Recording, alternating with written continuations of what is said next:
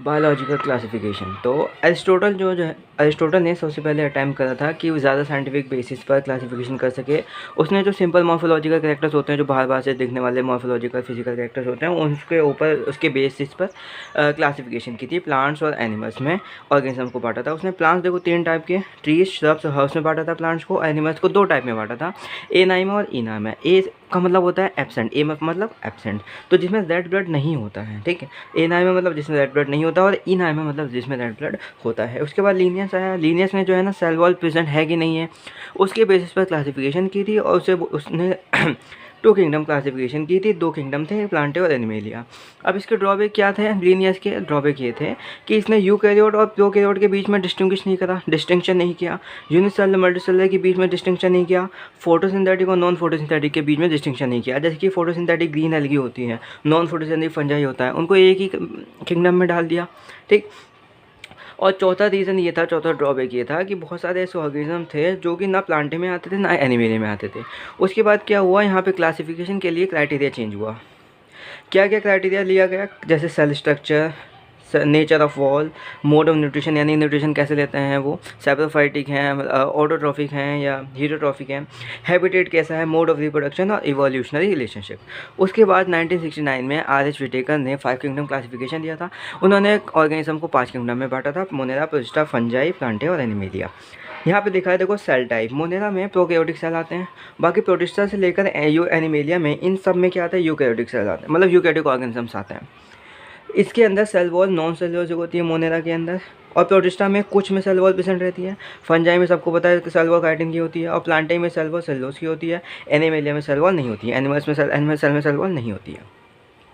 Nuclear membrane की बात करें तो ये क्योंकि प्रोकैरियोटिक है तो इसके अंदर न्यूक्लियर मेम्ब्रेन होगी नहीं, बाकी समय प्रेजेंट होगी क्योंकि ये सब यूकैरियोटिक है। बॉडी ऑर्गेनाइजेशन की बात करें तो ये तो लेस डेवलप होता है, सेलुलर लेवल ऑफ ऑर्गेनाइजेशन होती है इसके अंदर मोनेरा के अंदर। प्रोटिस्टा के अंदर भी सेलुलर लेवल ऑफ ऑर्गेनाइजेशन होती है क्योंकि प्रोटिस्टा में यूनिसेलुलर यूकैरियोट्स आते हैं। उसके बाद यहाँ पे देखो फंजाई थोड़ा सा डेवलप होता है, इसमें मल्टी सेलुलर से लूज टिश्यू प्रेजेंट रहते हैं, और प्लांटे में टिश्यू से ऑर्गन लेवल ऑफ ऑर्गेनाइजेशन रहती है, और एनिमेलिया में tissue organ system level of organisation रहती है। अब मोड ऑफ न्यूट्रिशन की बात करें तो देखो ये मोनेरा दोनों टाइप के न्यूट्रिशन दो तरीके से न्यूट्रिशन ले सकते हैं, ऑटोट्रॉफिक और हीटोट्रॉफिक। ऑटोट्रॉफिक में कीमोसिंथेटिक भी होते हैं, यानी केमिकल्स के द्वारा भी अपनी फूड बना सकते हैं, एनर्जी बना सकते हैं। फोटोसिंथेटिक भी होते हैं। और हीटोट्रॉफ में सेप्रोफाइटिक या पैरासाइटिक हो सकते हैं। सेप्रोफाइटिक मतलब डेड या डिकेइंग मटेरियल से अपना डेड या डिकेइंग ऑर्गेनिक मटेरियल से न्यूट्रिशन ले सकते हैं, या फिर पैरासाइट किसी ऑर्गेनिज्म के ऊपर चिपक कर उससे न्यूट्रिशन ले सकते हैं। उसके बाद यहाँ पे देखो प्रोटिस्टा में मोड ऑफ न्यूट्रिशन, इसमें भी 2 टाइप का होता है, ऑटोट्रॉफिक और हीटोट्रॉफिक। फंजाई में एक ही होता है, हीटोट्रॉफिक, ठीक। प्लांट है ऑब्वियसली क्या होते हैं, ऑटोट्रॉफिक होते हैं, कौन से, फोटोसिंथेटिक। और एनिमल हमको पता है कि हीटोट्रॉफिक होते हैं, और कौन से होते हैं, होलोजोइक या फिर सेप्रोफाइटिक हो सकते हैं। होलोजोइक मतलब जो अपने खाने को निकल कर खाते हैं।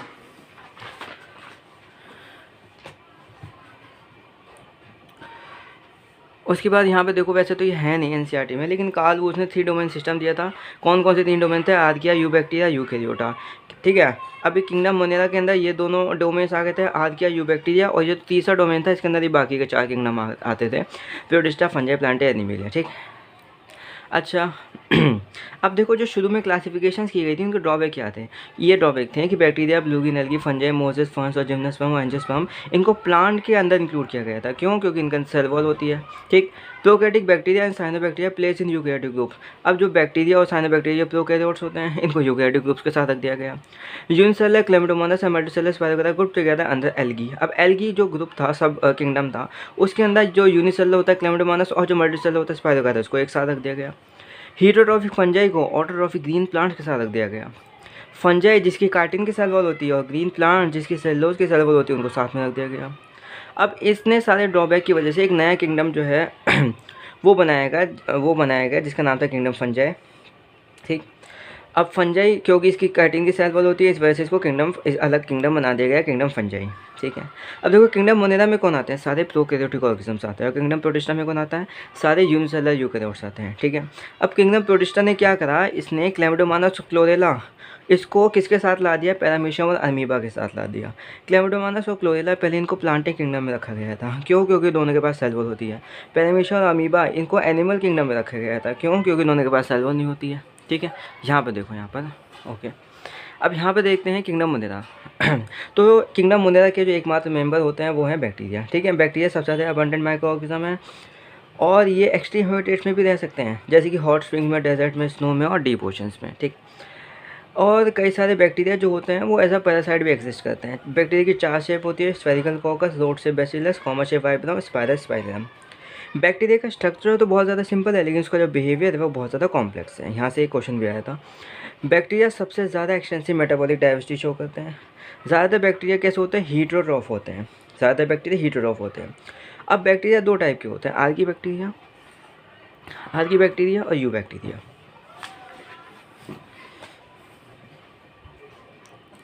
यहाँ पे देखो आर्की बैक्टीरिया जो होते हैं ये सबसे ज़्यादा हर्श हैबिटेट्स में रहते हैं। इस जैसे सॉल्टी एरियाज़ में जो रहते हैं उनको हेल्फाइंस बोलते हैं, जो हॉट स्प्रिंग्स रहते हैं उनको थर्माइसिडोफाइल्स बोलते हैं, मार्श एरियाज़ में जो रहते हैं उनको मेथेंजस बोलते हैं। आर्की बैक्टीरिया दूसरे बैक्टीरिया से डिफर करते हैं, क्यों? क्योंकि आर्की बैक्टीरिया जो होती है किसी उनकी जो सेल वॉल होती है वो डिफरेंट मटेरियल की बनी हुई होती है, ठीक है। इस और वो जो उनका सेल वॉल का डिफरेंट मटेरियल का बना होना, आर्की बैक्टीरिया की सेल वॉल का डिफरेंट मटेरियल का बना होना, वो उनको मदद करती है ताकि वो हार्श हैबिटेट जैसे कि salty areas, marshy areas, hot spring में रह सकें, ठीक। अब उसके बाद मेथेजेंस जो है ये जो र्यूमिनेंट एनिमल्स होते हैं उनकी गट में प्रेजेंट रहते हैं, जैसे कि काऊ, बफेलो, ठीक। और ये क्या करते हैं, मीथेन गैस या बायोगैस का प्रोडक्शन करते हैं, किससे? इन एनिमल्स की डंग से। उसके बाद हम बात करेंगे यू बैक्टीरिया की। इसे ट्रू बैक्टीरिया भी बोलते हैं। इसके बाद रिजिड सेल वॉल प्रेजेंट रहती है पेप्टिडोग्लाइकन की, ठीक। अगर यू बैक्टीरिया मोटाइल होगा तो उसके बाद एक फ्लैजिलम भी प्रेजेंट होगा, ठीक। अब देखो ये 2 टाइप के हो सकते हैं, फोटोसिंथेटिक ऑटोट्रॉफ और कीमोसिंथेटिक ऑटोट्रॉफ और हीटोट्रॉफ हो सकते हैं बैक्टीरिया। सबसे पहले बात करेंगे फोटोसिंथेटिक ऑटोट्रॉफ। इसमें एग्जांपल आता है साइनोबैक्टीरिया। साइनोबैक्टीरिया के पास जो क्लोरोफिल होता है ना, क्लोरोफिल ए जैसे ग्रीन प्लांट्स में होता है उसका सिमिलर होता है। और साइनोबैक्टीरिया यूनिसेलुलर भी हो सकते हैं ये, और ये कॉलोनीज भी बना सकते हैं, फिलामेंटस मतलब धागे जैसे भी हो सकते हैं। अब एक बात ध्यान रखना है, इनकी जो कॉलोनीज होती हैं वो जिलेटिनस शीट के द्वारा कवर रहती हैं। Cyanobacteria fresh water, marine, terrestrial मतलब फ्रेश वाटर में पाया जा सकता है, मरीन वाटर में पाया जा सकता है, और ज़मीन पे भी मतलब टेरेस्ट्रियल पे एरिया में भी पाया जा सकता है। ये पॉल्यूटेड वाटर बॉडीज़ में ब्लूम्स क्रिएट करते हैं, ठीक है, जैसे ग्रीन काई जम जाती है वो। अब कुछ साइनोबैक्टीरिया ऐसे होते हैं जो एटमॉस्फेरिक नाइट्रोजन को फिक्स करते हैं स्पेशलाइज सेल्स में, उन सेल्स को बोलते हैं हीटरोसिस सेल। अब वो साइनोबैक्टीरिया जो कि एटमॉस्फेरिक नाइट्रोजन को फिक्स करते हैं उसका एग्जांपल हो जाएगा नोस्टोक और एनावेना। जैसे नोस्टोक का एनसीईआरटी में डायग्राम बना हुआ है। नोस्टोक कैसा होता है, फिलामेंटस होता है, ठीक, और यानी फिलामेंट जैसा होता है। और इसके पास ये देखो स्पेशलाइज सेल है हीटरोसिस, जहाँ पे ये नाइट्रोजन को फिक्स करेगा, और उसके बाहर ये ब्लू कलर की म्यूसिलेजिनस कवरिंग है, ठीक है। अब उसके बाद हम देखेंगे यहाँ पे कीमोसिंथेटिक ऑटोट्रॉफी बैक्टीरिया। ये क्या करते हैं, ये इनऑर्गेनिक सब्सटेंस को ऑक्सीडाइज करेंगे, जैसे कि इनऑर्गेनिक सब्सटेंस जैसे कि नाइट्राइट, अमोनिया हो गया, और उससे जो एनर्जी रिलीज होगी उसे एटीपी प्रोडक्शन में यूज़ करेंगे, ठीक। अब इनका काम क्या होता है कीमोसिंथेटिक बैक्टीरिया का, कि ये न्यूट्रिएंट रिसाइकलिंग में मदद करते हैं। कौन कौन से न्यूट्रिएंट की रिसाइकलिंग में मदद करते हैं, जैसे कि ये नाइट्रोजन हो गया, फॉस्फोरस, आयरन और सल्फर, ठीक है। कीमोसिंथेटिक बैक्टीरिया के एग्जाम्पल हो जाएगा नाइट्रोसोमोनास और नाइट्रोबैक्टर। उसके बाद बात करेंगे हीटरोट्रॉफी बैक्टीरिया। तो ज़्यादातर जो बैक्टीरिया होते हैं वो हीटरोट्रॉफी के होते हैं, ये सबसे ज़्यादा अबंडेंट होते हैं नेचर में। ये बैक्टीरिया जो होते हैं ना, हीटरोट्रॉफी बैक्टीरिया, ज़्यादातर ये इंपॉर्टेंट डिकम्पोजर्स होते हैं। ये देखो मिल्क से कर्ड बनती है, उसमें मदद करते हैं, जैसे कि लैक्टोबैसिलस बैक्टीरिया। एंटीबायोटिक्स के प्रोडक्शन में मदद करते हैं, जैसे कि तुम्हारी जो पेनिसिलिन थी वो किससे बनी थी, पेनिसिलिन नोटेटम से। ये फंजाई होता है, उसके ऊपर जो बैक्टीरिया था वो स्टेफाइलोकोकस था। उसके बाद fixing nitrogen in legume roots, leguminous roots में नाइट्रोजन कौन फिक्स करता है, राइजोबियम, यही बैक्टीरिया होता है हीटरोट्रॉफी बैक्टीरिया। कुछ पैथोजेंस ऐसे होते हैं जो डैमेज भी कॉज कर सकते हैं ह्यूमन बींग्स को और क्रॉप्स को, ठीक है, फार्म एनिमल्स को। अब बैक्टीरिया कौन सी डिजीज़ कॉज कर सकते हैं, जैसे कि cholera, typhoid, tetanus, citrus canker, ठीक। अब यहाँ पे देखो बैक्टीरिया जो होते हैं वो किसके द्वारा रिप्रोडक्शन करते हैं, फिजन के द्वारा करते हैं मेनली, लेकिन अनफेवरेबल कंडीशन में बैक्टीरिया स्पोर्स प्रोड्यूस करते हैं, ठीक है। अब इन बैक्टीरिया के अंदर एक तरीके की सेक्सुअल रिप्रोडक्शन भी होती है। ये क्या करते हैं, एक प्रिमिटिव टाइप के डीएनए को अडॉप्ट कर लेते हैं, मतलब एक प्रिमिटिव टाइप का डीएनए जो है वो ट्रांसफर हो जाता है एक बैक्टीरिया से दूसरे बैक्टीरिया में, उसी को बोल रहे हैं कि एक तरीके की सेक्सुअल रिप्रोडक्शन हो गई। माइकोप्लाज्मा का एग्जांपल दिया गया है यहाँ पे। माइकोप्लाज्मा जो है इसके पास देखो सेल वॉल नहीं होती, ये स्मॉलेस्ट लिविंग सेल है, ये बिना ऑक्सीजन के सर्वाइव कर सकता है। ज़्यादातर जो माइकोप्लाज्मा होता है पैथोजेनिक होते हैं, एनिमल्स और प्लांट्स के लिए डिजीज कॉज कर सकते हैं। उसके बाद हम बात करेंगे किंगडम प्रोटिस्टा की। किंगडम प्रोटिस्टा में यूनिसेलुलर यूकैरियोट्स आते हैं, ठीक है। ये ज़्यादातर यानी कि प्राइमरीली एक्वेटिक होते हैं। ये जो किंगडम प्रोटिस्टा है ये एक लिंक बनाता है किसके बीच में, अदर किंगडम्स के बीच में, जैसे प्लांट, एनिमेलिया और फंजे, उनके बीच में एक लिंक बनाता है। अब क्योंकि ये यूकैरियोट्स हैं तो इनके अंदर वेल डिफाइंड न्यूक्लियस होगा और दूसरे मेम्ब्रेन ऑर्गेनेल्स भी प्रेजेंट होंगे, ठीक है। कुछ के पास इनके पास कुछ ऐसे इनके जो मेंबर्स हैं उनके पास फ्लैजेला इसीलिए भी हो सकता है। प्रोटिस्टा के रिप्रोडक्शन की बात करें तो ए सेक्शुअल रिप्रोडक्शन का सेल फ्यूजन के द्वारा होता है, यानी कि इनका जो प्रोटोप्लास्ट है वो फ्यूज़ कर जाता है, और सेक्शुअल रिप्रोडक्शन जाइगोट फॉर्मेशन होती है उसमें। अभी देखो ये 5 टाइप के होते हैं, क्लासिफाइड, डायनोफ्लैजिलेट, यूग्रेनॉइड्स, स्लाइम मोड्स और प्रोटोजोन्स, ठीक है।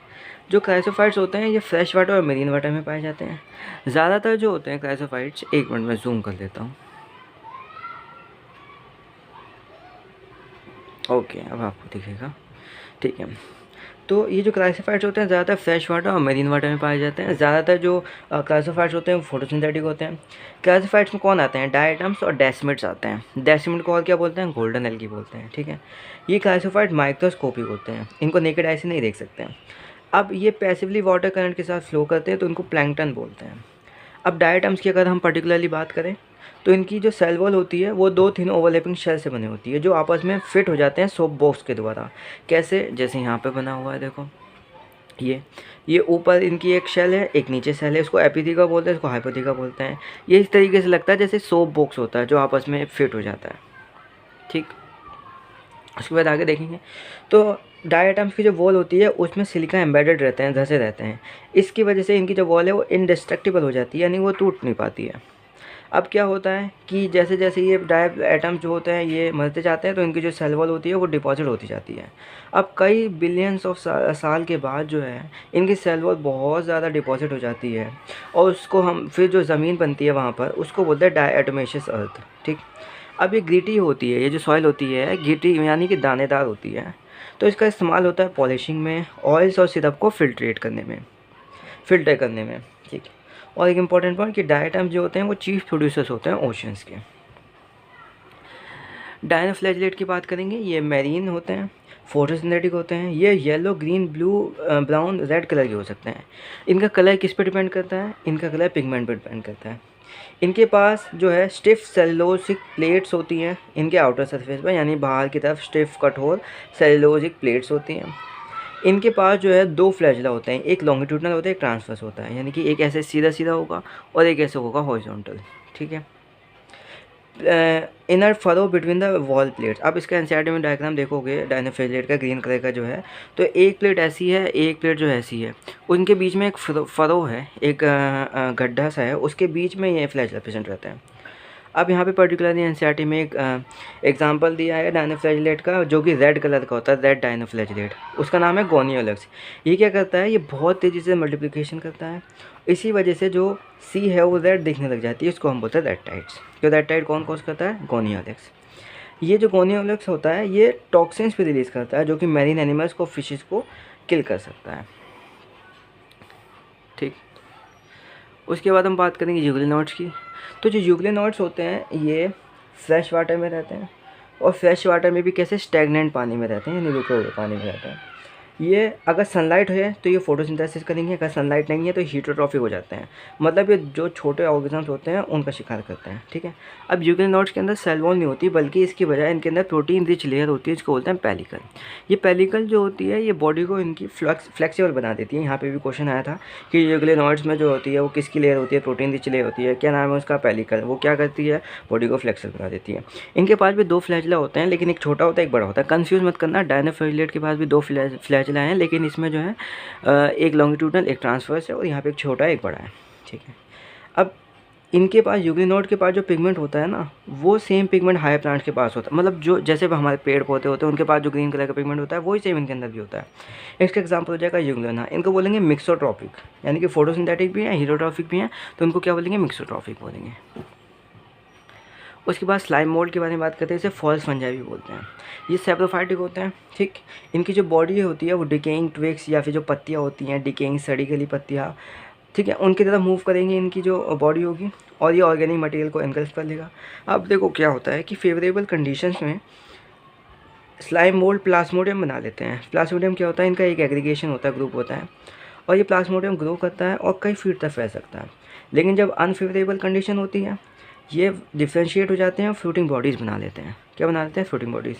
अब इन फ्रूटिंग बॉडीज़ के ऊपर स्पोर्स प्रेजेंट रहते हैं उनके टिप पर, और स्पोर के पास ट्रू वॉल्स प्रेजेंट रहती है, ठीक। और इनकी जो वॉल होती है वो बहुत ज़्यादा एक्सट्रीमली रेजिस्टेंट होती है, हार्ड होती है, और कई सारे साल तक सर्वाइव कर सकती है। स्पोर डिस्पर्स कैसे होते हैं, मतलब फैलते कैसे हैं? वो एयर करंट के द्वारा, हवा के द्वारा। इनको क्या बोलते हैं? फॉल्स फंजाई, स्लाइम मोल्ड को। प्रोटोजोन्स की बात कर लेते हैं। देखो, तो यहाँ पे प्रोटोजोन्स जो है ये हीटरोट्रॉफ्स होते हैं, यानी ये प्रेडेटर्स भी हो सकते हैं, शिकार करके भी खा सकते हैं, और पैरासाइटिक भी होते हैं। ये इन्हें बोलते हैं प्रिमिटिव रिलेटिव ऑफ एनिमल्स। अब ये 4 टाइप के होते हैं: अमीबॉट, फ्लैजिलेटर, सिलिएटर और स्पोर्ट्सोमस, ठीक है। अब अमीबॉट जो होते हैं ये फ्रेश वाटर, सी वाटर में पाए जा सकते हैं और मॉइस्ट सॉइल में ही पाए जा सकते हैं। ये जो होते हैं स्यूडोपोडिया के द्वारा मूव करते हैं, जो कि इनके फॉल्स फीट होते हैं। इनकी जो मैरीन फॉर्म्स होती है अमीबॉट प्रोटोजोन्स की, उसके पास सिलिका के शेल्स होते हैं। इसकी पैरासाइटिक फॉर्म होती है अमीबॉट प्रोटोजोन की, पैरासाइटिक फॉर्म का नाम है एंटामीबा। फ्लैजिलेटेड प्रोटोजोन की बात करें, ये फ्री लिविंग या फिर पैरासाइटिक हो सकते हैं, इनके पास फ्लैजिला होता है। इनकी जो पैरासाइटिक फॉर्म होती है वो एक डिजीज़ कॉज करती है जिसका नाम है स्लीपिंग सिकनेस। इसका एग्जांपल हो जाएगा ट्राइपेनोसोमा। सिलिएटेड प्रोटोजोन की बात करें तो ये जो होते हैं एक्वेटिक होते हैं, ठीक है। ये इनको बोलते हैं एक्टिवली मूविंग ऑर्गेनिज्म। ये लगातार मूव करते रहते हैं। क्यों? क्योंकि इनके पास हज़ारों सीलिया पेशेंट रहते हैं। इनके अंदर गलट होती है, गलट एक कैविटी होती है जो कि बाहर की तरफ खुलती है सेल सरफेस के। इससे होता क्या है कि पानी जो है फूड के साथ गलट कैविटी में आता है। कैसे पानी कैसे अंदर आ जाता है भाई? क्योंकि ये जो सीलिया है वो मूव कर रहे हैं, जब सीलिया मूव करेगा पानी में तो पानी अंदर आ जाएगा। एग्जाम्पल इनका हो जाएगा पैरामीशियम। अब देखो, स्पोरोजोन प्रोटोजोन की बात करें तो इसमें जो है ना, इसमें वो ऑर्गेनिजम्स आते हैं जिनकी लाइफ साइकिल में या लाइफ स्टेज में एक ऐसी स्टेज होती है जो कि स्पोर लाइक होती है और इन्फेक्शियस होती है। सबसे नोटोरियस, सबसे घातक जो स्पोरोजोन होता है वो होता है प्लाज्मोडियम। ये मलेरियल पैरासाइट कॉज करता है, ठीक।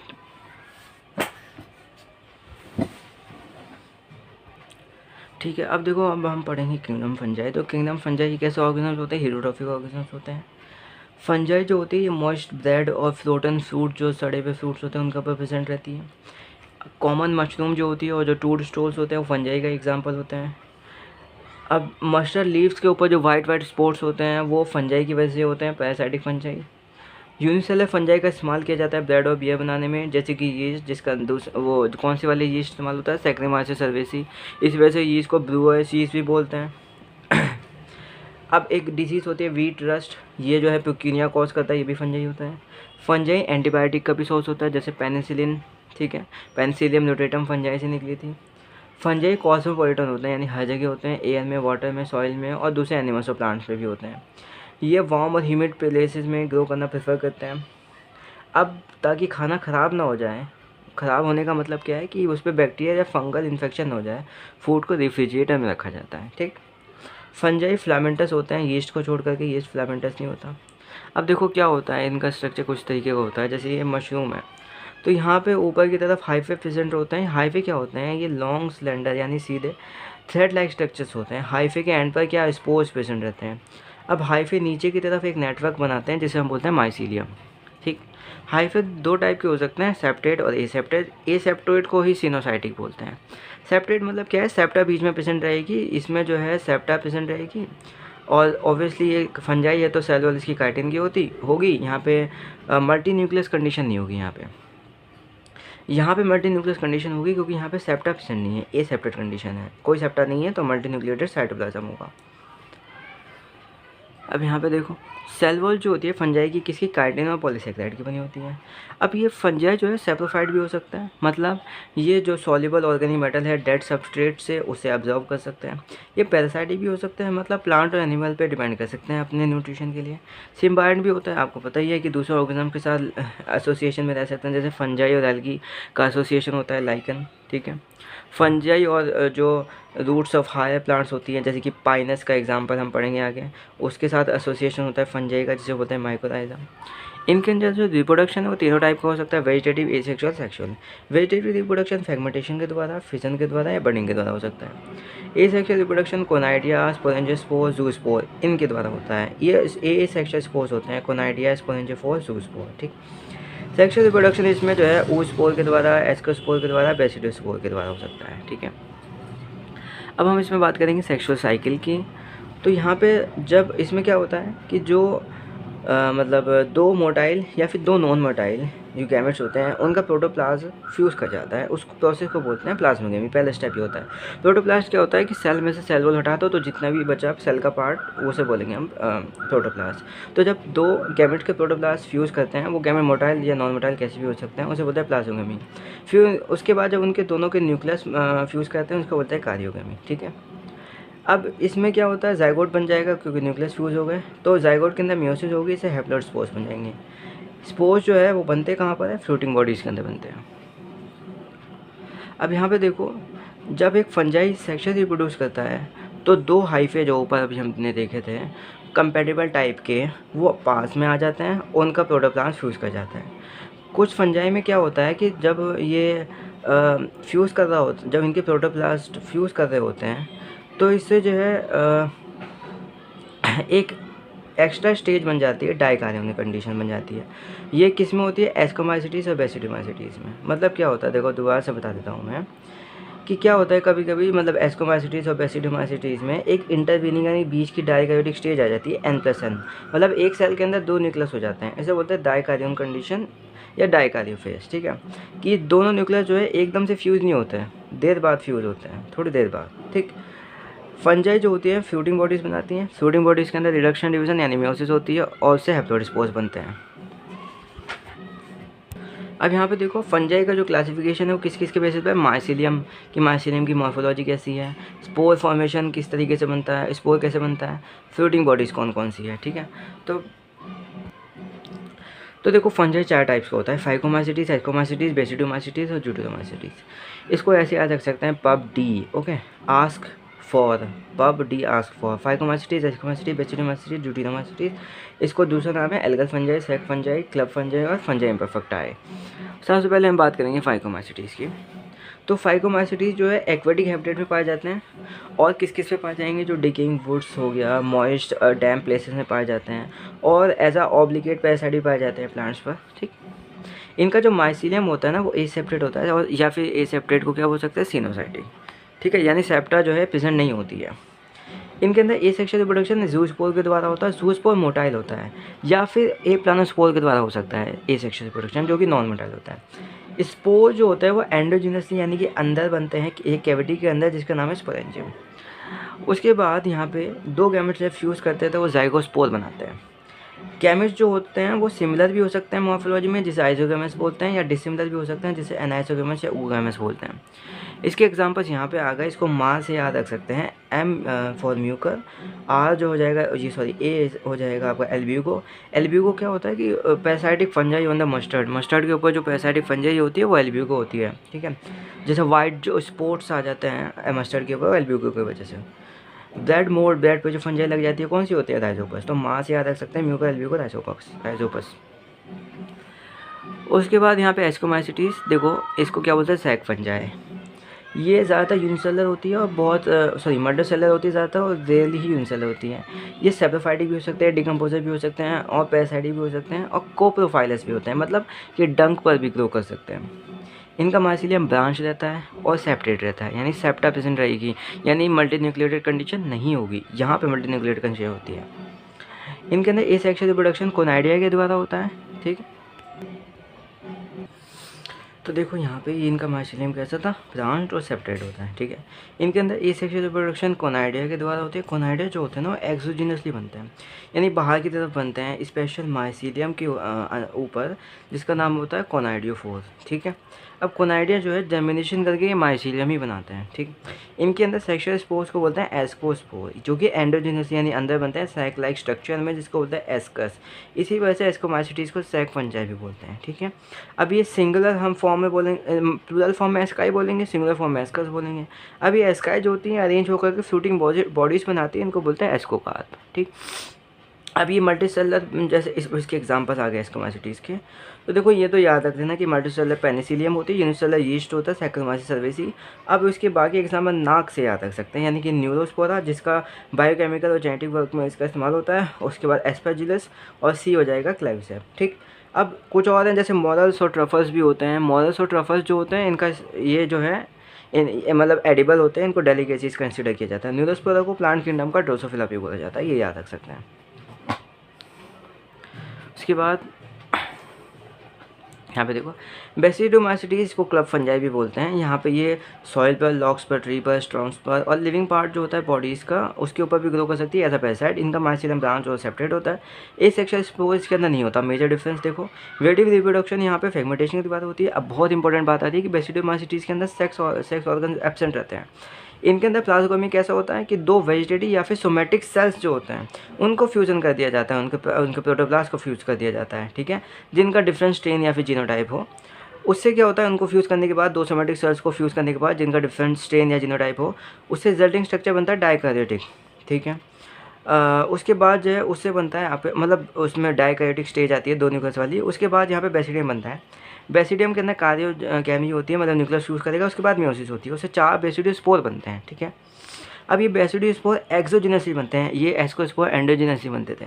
बेसिडियो स्पोर एक्सोजिनसली यानी बाहर बनते हैं बेसिडियम के ऊपर। बेसिडियम वही अरेंज होकर फूडिंग बॉडीज बनाएंगे जिसको बोलेंगे बेसिडियोकार्प। इसके एग्जांपल पहले ये याद रखना, mushroom, baked fungi, puffball, rust और स्मर्ट, ठीक है।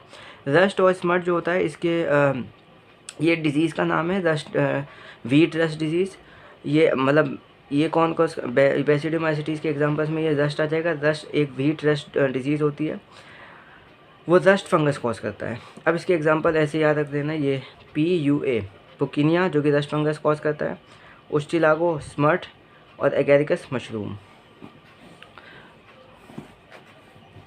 उसके बाद यहाँ देखो डिटेलोमाइसिटीज़, इसको फंजाई इम्परफेक्टाई बोलते हैं, यानी कि इम्परफेक्ट फंजाई। क्यों? क्योंकि इसके अंदर सिर्फ एसेक्सुअल वेजिटेटिव फेज ही पता है। एसेक्सुअल रिप्रोडक्शन गोनाडा के द्वारा होती है।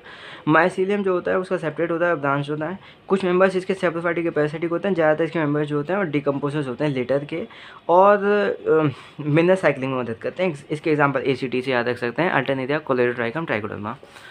उसके बाद हम देखेंगे, देखो किंगडम प्लांट है, देखो तो किंगडम प्लांटें जो होता है इसमें सारे यूकैरियोटिक ऑर्गेनिजम्स आते हैं जिनके पास क्लोरोफिल हो। अब ये जो होता है ना, इनके कुछ मेंबर्स होते हैं जो पार्शियली हेटेरोट्रॉफिक होते हैं, जैसे कि insectivores plant, bladder what, Venus flytrap, और पैरासाइटिक प्लांट जैसे कि कस्क्यूटा। इनके पास जो है क्लोरोप्लास्ट होता है और इनके सेल वॉल जो होती है सेलुलोज की बनी होती है। इनके लाइफ साइकिल होती है, इसमें 2 फेज होते हैं, डिप्लॉइड स्पोरोफाइटिक और हैप्लॉइड गैमेटोफाइटिक। इनकी अल्टरनेशन होती है, इसे बोलते हैं अल्टरनेशन ऑफ जनरेशन, ठीक। ये अगले चैप्टर में पढ़ेंगे। किंगडम एनिमल है, इसमें हेटेरोट्रॉफिक यूकैरियोटिक ऑर्गेनिजम्स आते हैं, ये मल्टीसेलर होते हैं, लेकिन सेल वॉल नहीं होती इनके पास। ये इनडायरेक्टली प्लांट पे डिपेंड करते हैं फूड के लिए। अपने फूड को ये डाइजेस्ट करते हैं एक इंटरनल कैविटी में, जिसे और स्टोर करते हैं फूड को एज अ रिजर्व, किस फॉर्म में, ग्लाइकोजन या फैट की फॉर्म में। इनका मोड ऑफ न्यूट्रिशन होलोजोइक होता है, यानी कि फूड को इंजेस्ट करके खाते हैं। अब इंपॉर्टेंट यहाँ पे बात है, देखो वायरस। वायरस का मतलब होता है वीनम या फिर पॉइजनस फ्लूइड। पहले इसको क्लासिफिकेशन नहीं रखा गया था क्योंकि ये ट्रूली लिविंग नहीं होता, ठीक है। लिविंग हम किसको मानते हैं, जिनका एक सेल का स्ट्रक्चर हो, ठीक है। ये नॉन सेलर होते हैं, इनका इनर्ट क्रिस्टलाइन स्ट्रक्चर होता है जब ये लिविंग सेल के अंदर बाहर हैं, लिविंग सेल के बाहर है। जैसे ये किसी सेल को इन्फेक्ट करते हैं तो इसकी मशीनरी जो होती है ना होस्ट सेल की, उसको ओवरटेक कर लेंगे और जो है अपने आप को रेप्लिकेट करेंगे, होस्ट को मार देंगे। 3 साइंटिस्ट आते हैं यहाँ पे, दिमित्री इवानोविस्की 1892 में। इन्होंने जो है माइक्रोब्स को रिकॉग्नाइज करा था जो कि mosaic disease of tobacco cause करते हैं। ये बैक्टीरिया प्रूफ फिल्टर को भी पास कर गए थे, तो यानी कि बैक्टीरिया से भी छोटे होते हैं। दिमित्री इवानोविस्की ने किया था। MW बिजेरेनिक ने क्या किया, इन्होंने डेमोन्स्ट्रेट किया था कि अगर इन्होंने क्या किया, टोबैको प्लांट जो है जो जिस पे इन्फेक्शन हुआ है, टोबैको मोज़ेक डिजीज़ हुई हुई है, उससे जो है एक्सट्रैक्ट निकाला और जो है एक हेल्दी प्लांट में डाल दिया, तो हेल्दी प्लांट को भी जो है डिजीज़ हो गई। अब इन्होंने नए पैथोजन को नाम दिया वायरस, और इस फ्लूइड जो है जो इससे इन्फेक्टेड प्लांट से निकाला था उसको बोला कॉन्टेजियम वायरम फ्लूइड, यानी इन्फेक्शियस लिविंग फ्लूइड, ठीक है। डब्ल्यू स्टेम ने 1935 में इन्होंने क्या करा, इन्होंने दिखाया था कि वायरस को हम क्रिस्टलाइज कर सकते हैं, और वायरस जो होता है उसका जो क्रिस्टल होता है लार्ज प्रोटीन का बना होता है। ये सेल के बाहर जो है इनर्ट रहते हैं। वायरस ऑब्लिगेट पैरासाइट होते हैं, यानी कि सिर्फ पैरासाइट ही होते हैं, उसके अलावा कुछ नहीं हो सकता है। इनका जो प्रोटीन कोट होता है उसको हम बोलते हैं कैप्सिड। ये छोटे छोटे सब यूनिट्स का बना होता है, इसे बोलते हैं कैप्सूमियर। ये न्यूक्लिक एसिड का प्रोटीन प्रोटेक्ट करने का काम करता है। कैप्सूमियर जो होते हैं हेलिकल या पॉलीहेड्रल ज्योमेट्रिक फॉर्म्स में अरेंज हो सकता है। वायरस में जेनेटिक मटेरियल होता है जो कि इनका जेनेटिक मटेरियल होता है वो इन्फेक्शियस होता है। जेनेटिक मटेरियल इनके अंदर RNA या DNA हो सकता है। किसी भी वायरस में जो है दोनों जेनेटिक मटेरियल नहीं हो सकते हैं, ठीक है। हालांकि इसका एक एक्सेप्शन है, वायरस जो होते हैं न्यूक्लियर प्रोटीन होते हैं, मतलब इनके पास कुछ नहीं, बस न्यूक्लिक एसिड और प्रोटीन है। अब वायरस जो प्लांट को इन्फेक्ट करता है वो सिंगल स्टैंडर्ड RNA होता है, और जो एनिमल पे अटैक करता है इन्फेक्ट करता है सिंगल स्टैंडर्ड RNA या डबल स्टैंडर्ड RNA या डबल स्टैंडर्ड DNA हो सकता है। बैक्टीरिया पे जो अटैक करता है वो डबल स्टैंडर्ड DNA होता है, ठीक। वायरस की बात करें तो डीएनए ने 1970 में इनको डिस्कवर किया था। ये इन्होंने क्या करा था कि ये जो होता है ना वायरस, ये वायरस जो होते हैं ये वायरस से छोटे होते हैं, ये पोर्टल स्पिंडल डिजीज़ कॉज करते हैं, यहाँ से क्वेश्चन आ सकता है। ये फ्री आरएनए होता है, इनके पास प्रोटीन कोड भी नहीं होता। जो वायरस का आरएनए होता है उनका मॉलिक्यूलर वेट होता है। फिर प्रायंस आते हैं, प्रायंस जो होते हैं न्यूरोलॉजिकल डिजीज़ कॉज करते हैं। इनका जो फोल्डेड, इनका जो प्रोटीन होता है वो एबनॉर्मली फोल्डेड होता है, यहाँ से क्वेश्चन आ सकता है। ये जो होते हैं इनका साइज़ वायरस के सिमिलर होता है, और ये bovine spongiform encephalopathy BSc disease cause करते हैं, जिसको कॉमनली मैड काउ डिजीज़ बोलते हैं, ठीक है। और इनका इसी का एक एनालॉगस वेरिएंट होता है ह्यूमंस में कि सियार जेकब डिजीज़। और लाइगन में पता है इनका सिम्बायोटिक, लाइगन किसे बोलते हैं, सिम्बायोटिक एसोसिएशन को बोलते हैं। किसके बीच में? एल्गल कंपोनेंट होता है फाइगोबायंट, फंगल कंपोनेंट होता है माइक्रोबायंट, ठीक है।